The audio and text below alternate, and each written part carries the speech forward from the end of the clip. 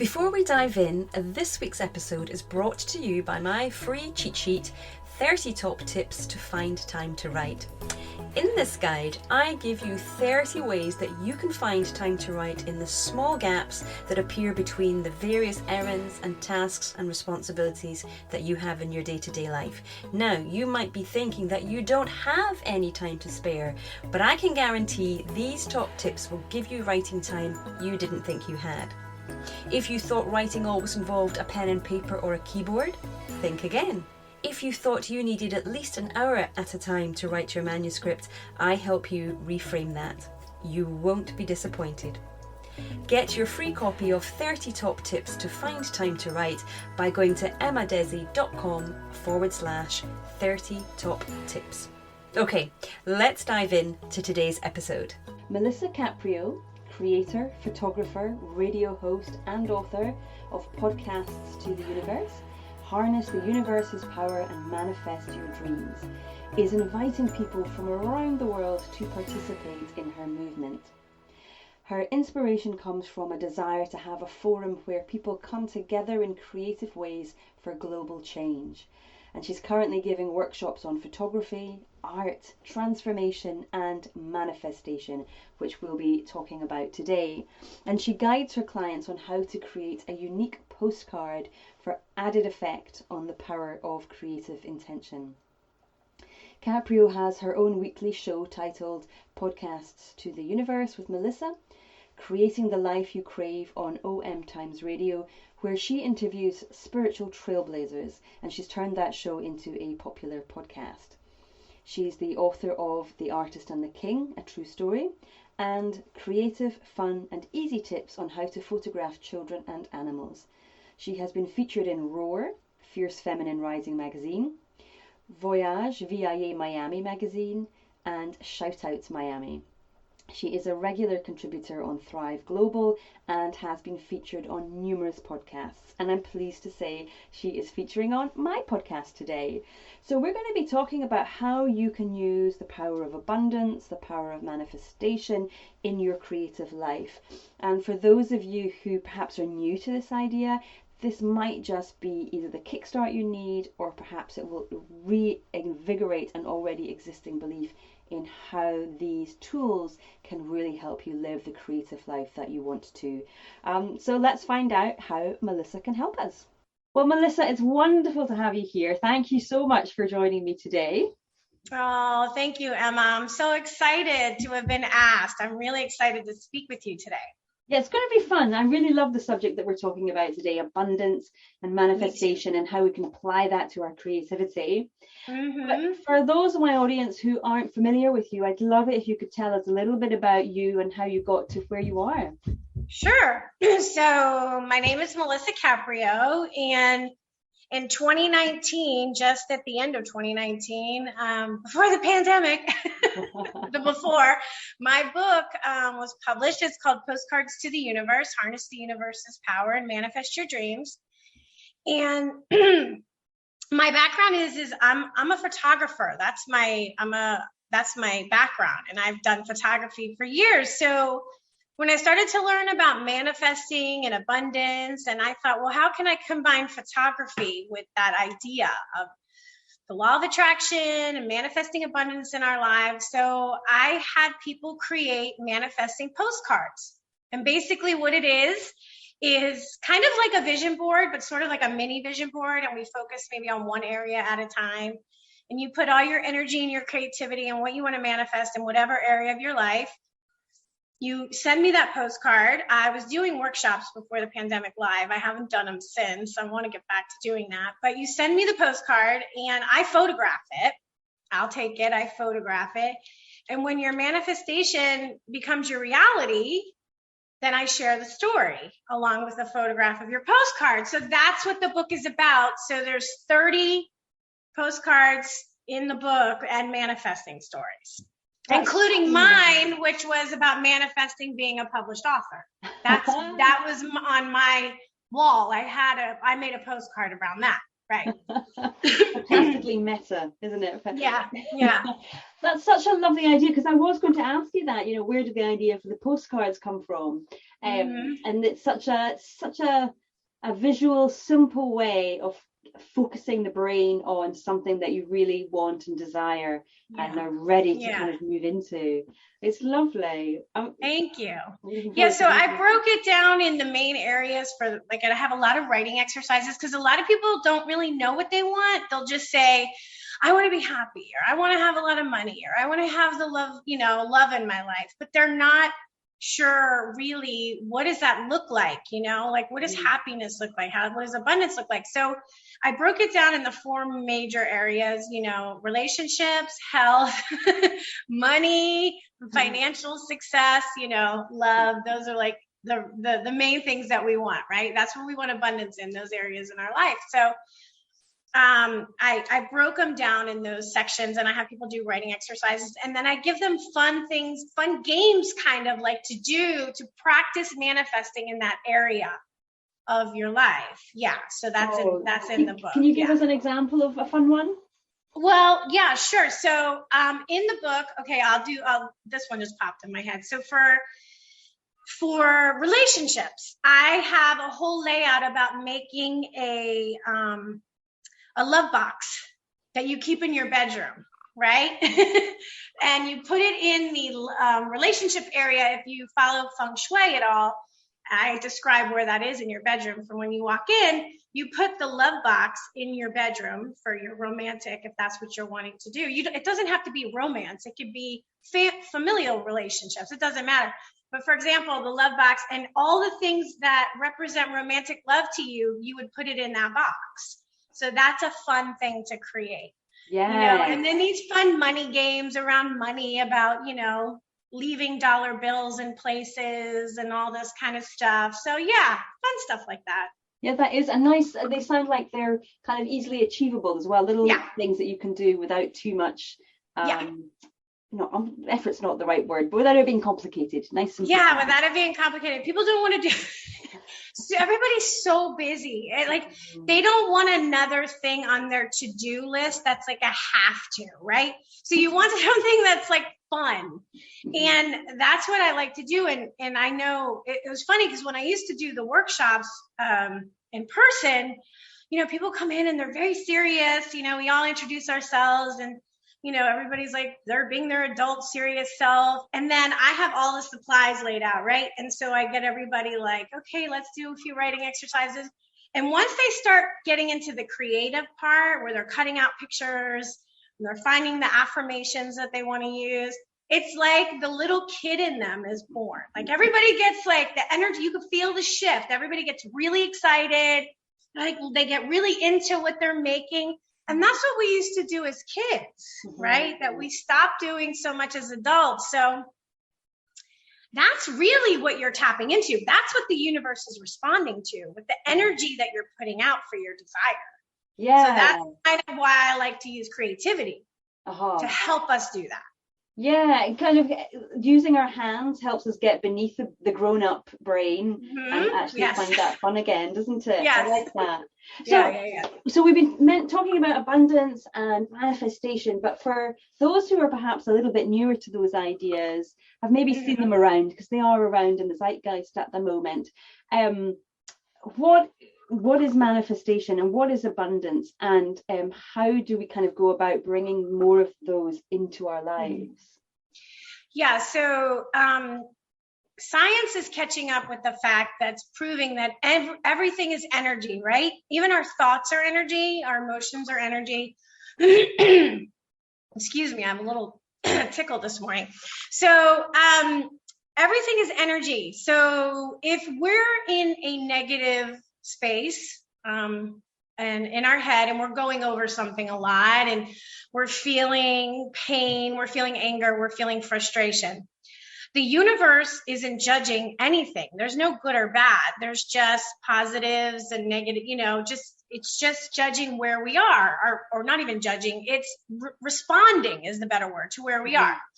So we don't realize that we're co-creating what shows up in our lives, right, with the universe. Now, this is not blame. This is not blame. Nobody wants to be miserable. Nobody wants health issues. Nobody wants bad relationships, but like I said, the universe isn't looking at bad. So it's responding energetically to where you are. So if we're vibrating lower, which we would call the negative lowers, like anger, sadness, more things that represent that tend to show up in our existence. Mm-hmm. So I didn't know that until, obviously all these things that I didn't like were showing up in my existence. And I had to ask the question, why? And that sent me down the rabbit hole of self-discovery and realized, I'm partly responsible for this. So I don't want that realization, isn't it? Yeah. When you go, wait a minute. Yeah. It's both good and bad, because it's bad in the sense that you're thinking, are you serious? Like, I was really helping contribute to this. But then it's also good because it empowers you, because that means you can change everything, right? You can shift everything. So what we want to do is we want to learn how to co-create and bring in the positive things that we want, more love and more joy and more fun and more freedom and more happiness. And we may have to do a lot of inner work to get to that. We may have to clear a lot of old, painful, stagnant energy that stays stuck in our bodies. Mm-hmm. And that's when, if you need help, looking for somebody that can help you clear that, whatever works for you, is important. I had a life coach. I've been coached. If it's therapy, whatever it is, if it's going to healers, whatever you resonate with, that's going to help you release some of this stuff, I highly recommend, because you're clearing out that space. You're clearing that out. And there's a saying, the nature abhors a vacuum or something, meaning if there's nothing, it has to fill it with something, right? So once we get rid of all the negative stuff, we have opened ourselves up to receive the positive, and it's a daily practice, it's a daily practice. And so could you give us just maybe one or two examples of things that you include in your daily practice?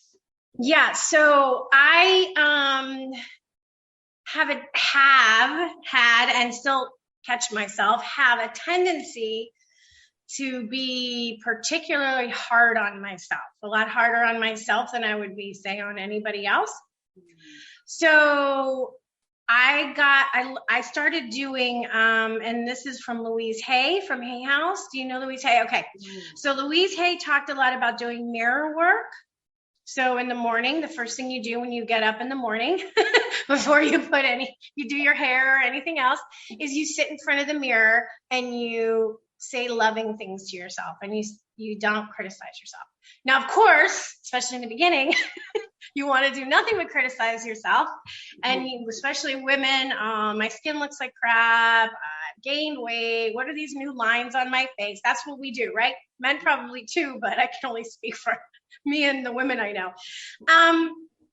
So that I did it probably every day for over a month. It may have even been 3 months. Now, this was a few years ago. So it really got me aware of what I've been saying to myself. Mm-hmm. So I've gotten very good at catching myself at self-criticism. So when I walk by a mirror, I'll catch myself if I want to say, oh, you look terrible today or whatever.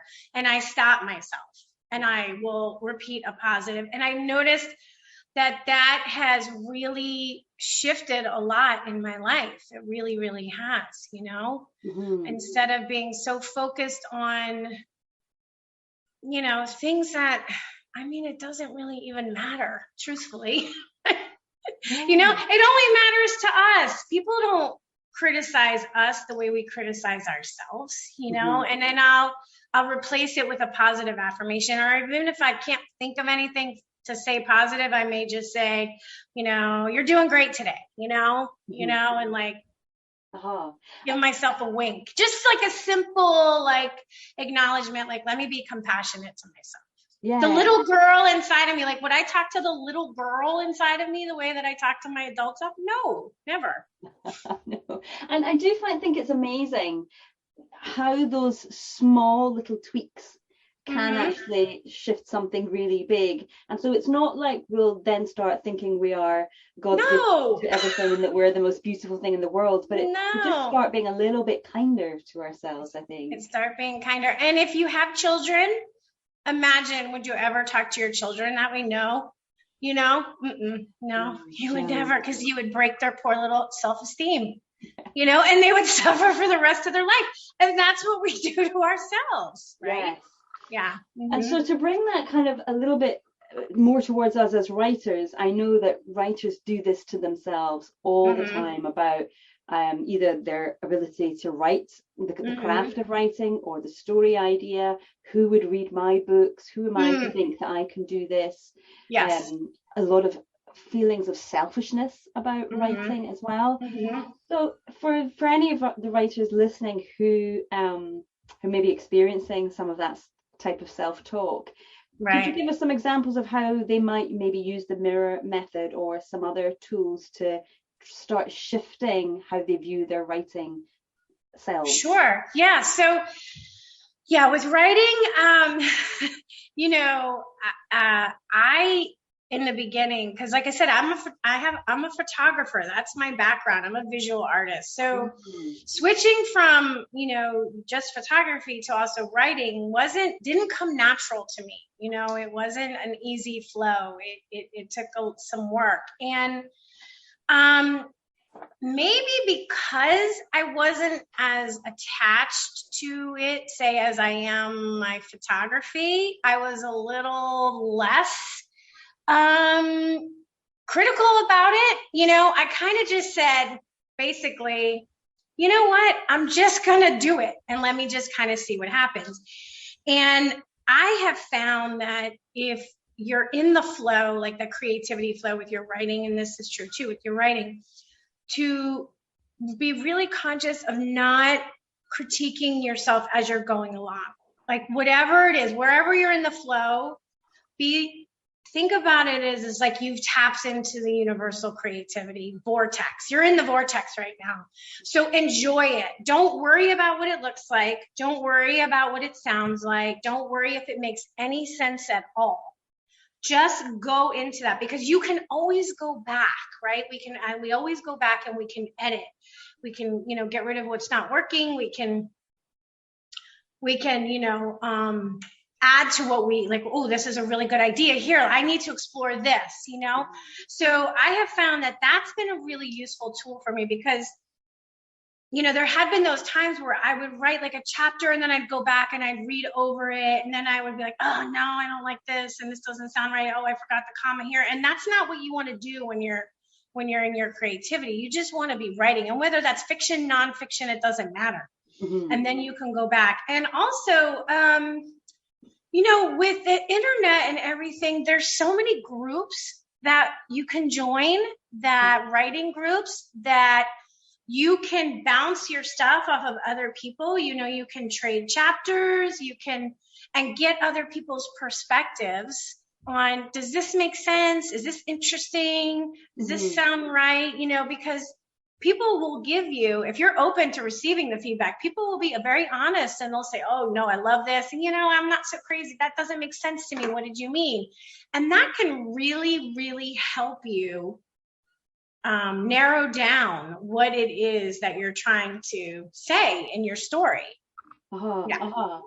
And so and you mentioned there, the idea of being open to what others are saying. And I guess that also fits into what you were saying about that creative vortex, kind of taking off the editor hat and just being open to whatever is the universe is sending to you, whatever your subconscious is sending to you to put on the paper. Just go with the flow and trust in the process that it will happen. Yeah. And I don't know if you've ever heard of The Artist's Way, Julia Cameron's The Artist's Way, and she talks about the pages.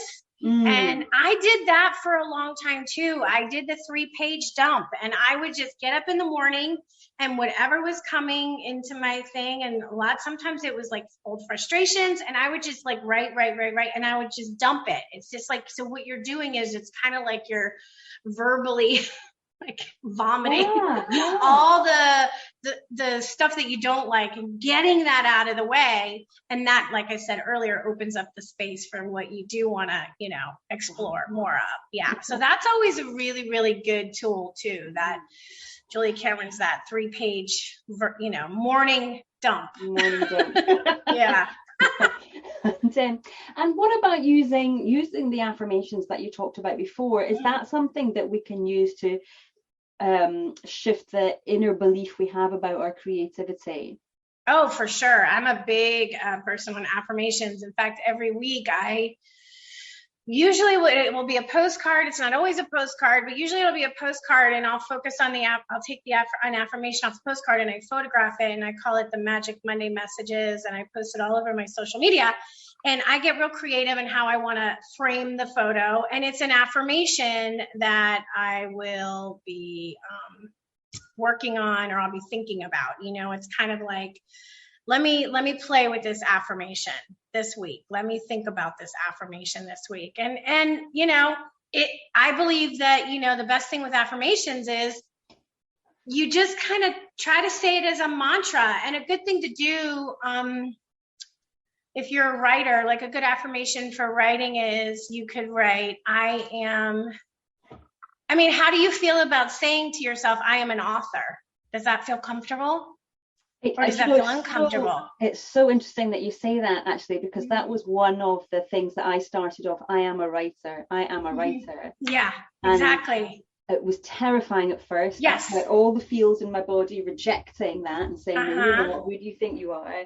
Exactly. And then what did I do then? Then I graduated to saying it to myself in front of the mirror so that someone was witnessing me saying it. Yeah, see? And now I can say it with confidence, but it's funny you say it. I'm really glad you said that, because it is something that one of the things I ask my students to do. So now I feel good. I'm doing the right thing. Yeah, you can put a little post-it in the corner of your computer screen that says, I am a writer, or I am an author, or I am, and you'll see it in your subconscious, and it seeps into your subconscious. That's why I like, with the postcards, when I have people create a postcard, I tell them they have to send the original to me, but take a picture of the one of what you made and make it your home screen on your phone, or print it out and put it in your bathroom mirror or your refrigerator. And you'll just kind of notice it every day. And the universe wants to give you what you focus on. That's sort of like what it wants to do. It's kind of like when you go to a restaurant and you place an order for food, the restaurant wants to bring you your plate of food. That's its job, that's what it's going to do. So the universe wants to bring you that. So it will find ways, serendipities, it will move things around to bring you the right person, the right book, the right article, you heard the right podcast, whatever it is that brings you to that next step to bring you what you want, and be open to the signs. I love signs. I'm a big one on getting signs from the universe. Write them down too. They're great. So might that be kind of, if someone is saying to themselves, well, I want to manifest a finished first draft or a finished final draft, how might they go about kind of making that happen? How do you tap into your creativity to make that, to manifest that draft, or manifest whatever it is that you're wanting? You mean what affirmation would you use, or what do you say to yourself every day? Yeah, it could be the affirmation. Maybe it's how would we create, for example, one of these postcards or a mood board, and how does that help us? Because one of the things I hear from people say who are skeptical about it, they might say, oh, what, you just put a picture up on your wall and it's magically going to happen. Right. But we know that there's more to it than that. There's more to it than that. Right. Yeah. So if it's a completed manuscript that is what you want to create, I would write down, I would make a postcard, truthfully, and have a picture of a book, have everything that represents your book being in physical form. And you can write down, I have completed my manuscript. You want to write things down in the not I want to, I have. It's an affirmative. You're affirming because it already exists out there in the universe. It already exists. Anything you want already exists. And what we have to do is get out of our own way and allow it to come. Of course, we have to take inspired action. So you can't say, I have completed my manuscript and then sit around and not write, and so then you give yourself small goals. Whatever your writing schedule is, I would write. I just finished my second book, and I went through the first draft of edits, and I got to go through the second draft. I would set myself a schedule, so I would write about 2 hours every day, and not thinking of not thinking of the end product, just these 2 hour slots. I would shut my phone off. I would turn it on do not disturb, and I would make that commitment to myself. So that's me taking inspired action and creating. So that's what I would do as we're talking about writing. If it's a manuscript you want to create and you want to write your manuscript, you have to start somewhere, but start where it's reasonable to you. Make your postcard, put it where you can see it. If you have the title of your book, write it down, write it on your postcard, So it's only for you right now. That may change later, but it doesn't matter. And then, if it's, I had a friend who, she works a full-time job. She's got so much going on, and she made a commitment to herself to get up every morning at 5 a.m. to write for 1 hour a day in the morning for her book. And she wrote it, and she got picked up by an agent. Oh. And you know what I'm saying? And what she does in her work is completely different, but she made that commitment and stuck with it. And she only wrote for an hour, just an hour every morning. So you got to find what you can do. If it's at night when you put your kids to bed, maybe you can give yourself an hour to work towards it. And you feel good if you give yourself small increments and you accomplish just that small step, because all we have is today. We don't have tomorrow yet. It's not even guaranteed. So you might as well just not worry about the end product, just worry about what you can do in a day. And I like having the affirmation that I just see it. Like I am a published author, because I wanted my book to be published. On my wall, I have a gallery wall that I keep in my house, and I had it on my wall, and it hung there for, I don't know, 2 years maybe, and before I actually got the contract. So unfortunately it doesn't happen overnight always. Sometimes it does, but I think that's a good thing to sort of just to say, is that sometimes, particularly the big goals, they don't happen overnight. It can take time. And I think that's where having the affirmation, having the board, having the messages around you, that's where it comes into its own, because we can all have a to-do list of things that we want to do.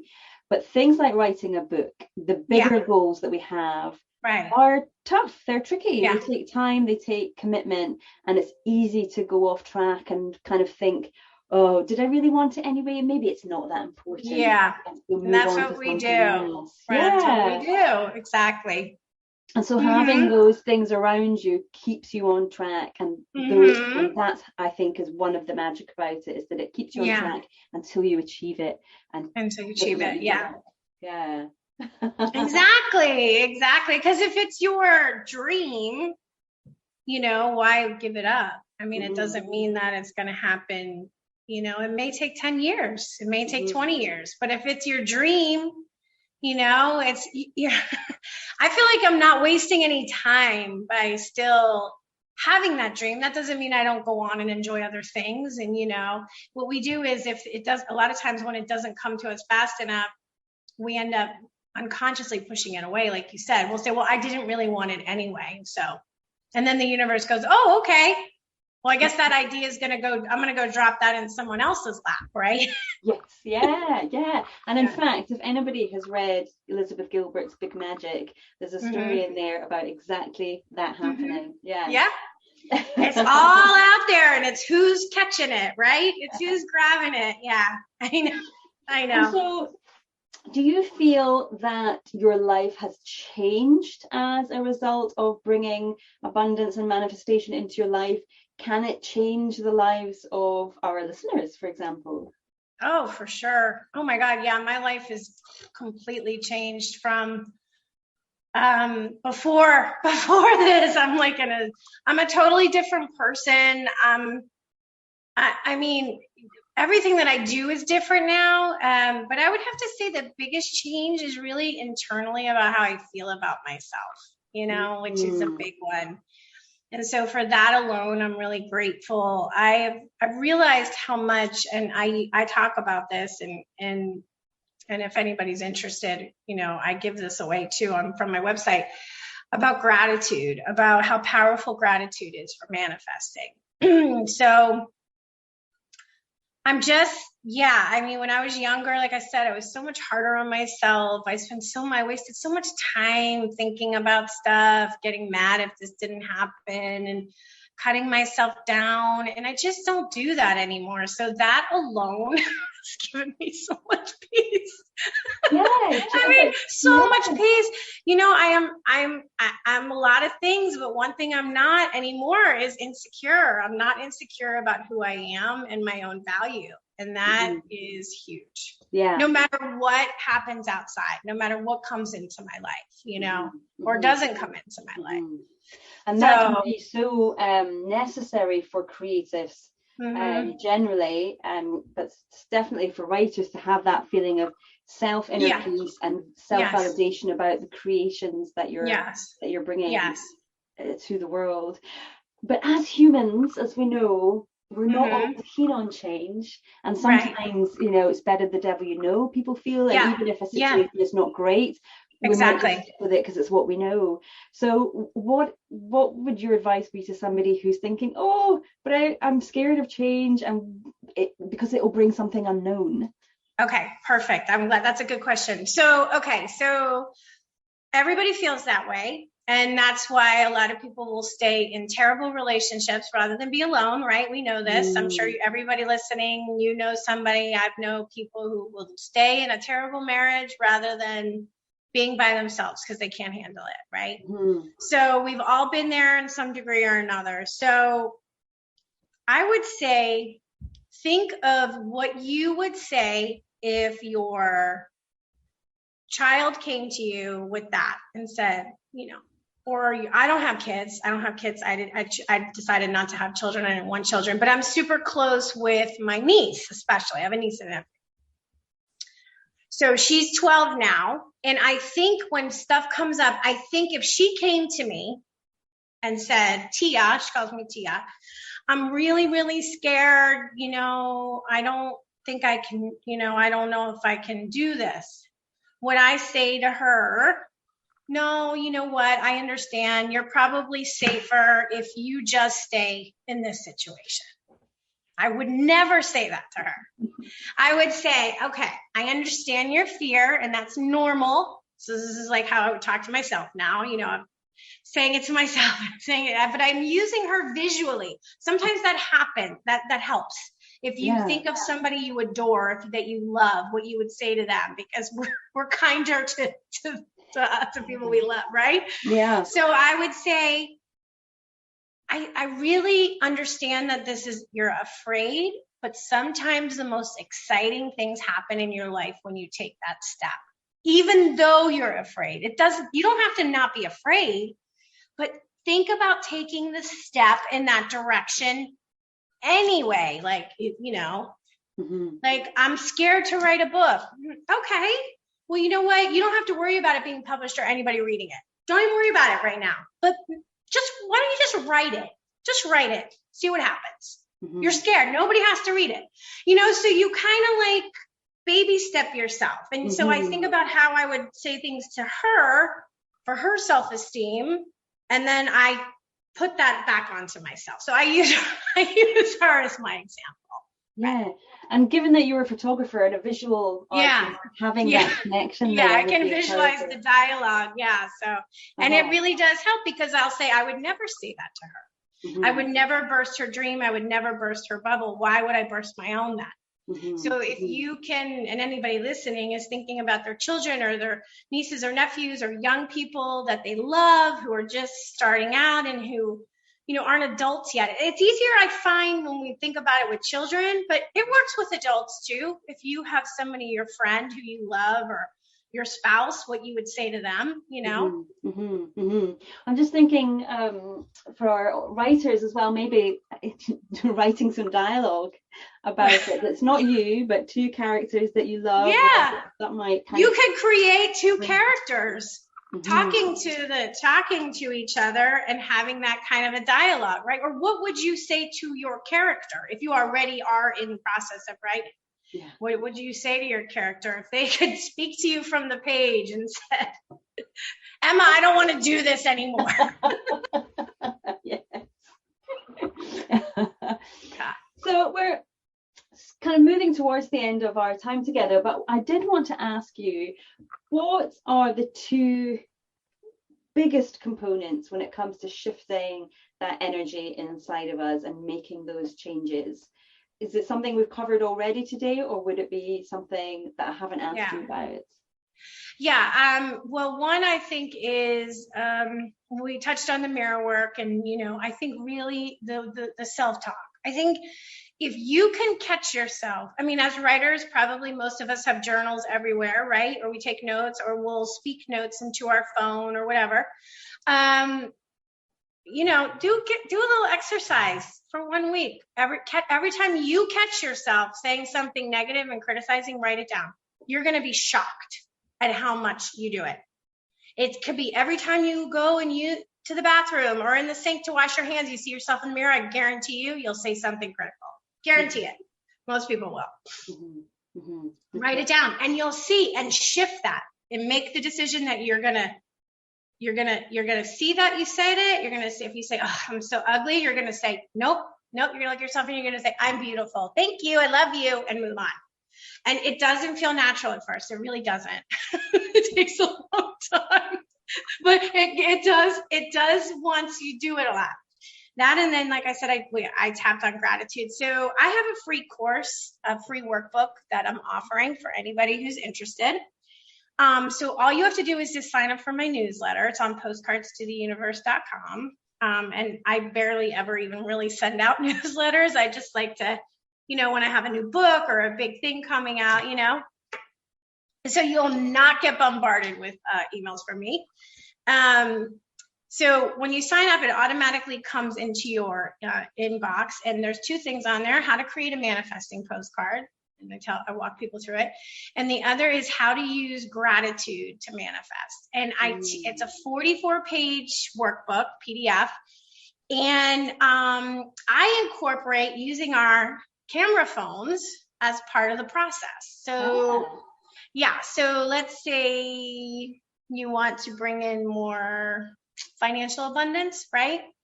So you have to learn how to be grateful for everything that you already have, which could be your home, your car, your things, and you're going to take photos of all those things that represent financial abundance with your phone. So it kind of like works two parts of your brain at the same time, that you're becoming more and more aware of what you already have. And what you'll notice is the more grateful you are, the more stuff comes into your life to be grateful for. So is that the sort of primary difference between an affirmation and a gratitude? Yes, that's the difference between it. You're focusing on what you already have in your existence. I mean, we know what's going on in the world. We know what's going on in other parts of the world. It's horrible. The fact that I am safe in my home every day and every night, to really feel that, like, I love my space so much, and so many times before I go to bed, I love my bed, I love my bedroom, and I'll just say it, I love you so much, because I'm just so thankful I have it. If you have food in your refrigerator, if you have a couch, if you can sit streaming Netflix, it's like so many people can't. And I use photography because that's my thing. And I just think that it's a great way to show you, when you go through all your pictures, you're like, oh my God, look at what I have. Yes. Right? Yes. Oh my God, look at what I already have. Your clothes, your cosmetics, your hair product, whatever, it doesn't matter. You know? But it's easy to kind of forget about them or take it for granted when it's part of the everyday, and almost you no longer see them anymore because they're just kind of in the background. Humans tend to focus on our problems. We tend to focus on what's not working in our problems, not on what we already have. And it's just like anything else. It's the same thing with the affirmations. It just takes practice. It's like a spiritual muscle, really. It's like, you want to get stronger in your body, you work out. So this is just the way we work out. We work these muscles out. I love that, spiritual muscle, because I talk about the writing muscle, and now I can add a spiritual muscle to my lingo as well. That's wonderful. Thank you. Melisa, this has been a whirlwind stop of the possibility of what we can do with gratitude, affirmations, abundance, postcards, our visual postcards. I've loved it, and you've told us about your book as well, which just sounds great fun.